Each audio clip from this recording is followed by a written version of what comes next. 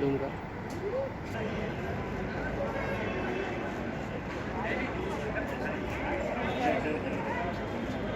आप लोग यहाँ पर रेड करने आए थे, कहाँ आपने रेड करी, कितने लोगों को रेस्किंग की और क्या आरोप था इन लोगों के ऊपर? ओके, मैं साइबराबाद कमिश्नरेट हैदराबाद तेलंगाना पुलिस से हूँ। मेरा पुलिस स्टेशन में साइबर क्राइम का एक केस रजिस्टर हुआ नवंबर महीने में। ये लोन फ्रॉड के लिए केस हुआ।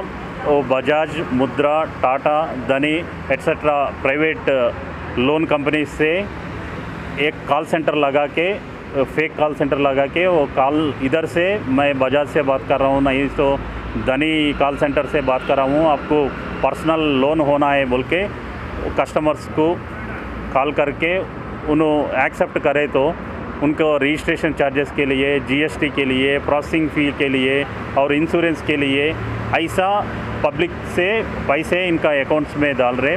वो call centre sector number 63 block C 140 Noida में है। वो हैदराबाद से हम लोग आके उधर राइड करा, तो टोटल 17 मेंबर्स को अरेस्ट करा।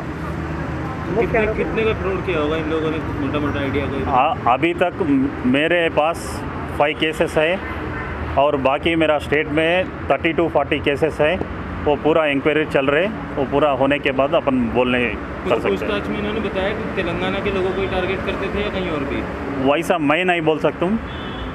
इधर तेलंगाना में ऐसा हुआ बोल के वो इन्वेस्टिगेशन में यहाँ तक आए और कुछ मिले तो वो भी कंसर्न पुलिस स्टेशन को इन्फॉर्मेशन दे रहा हूँ। सर अभी तक कुछ पता लगा कितने लोगों से कब से लोग कर रहे थे इस तरीके का फ्रॉड, या कुछ कितने का अभी तक फ्रॉड कर चुके होंगे? अभी मेरे पास 15-20 लाख का फ्रॉड हुआ। तो मेरा स्टेट में 30 to 40 केसेस है अभी।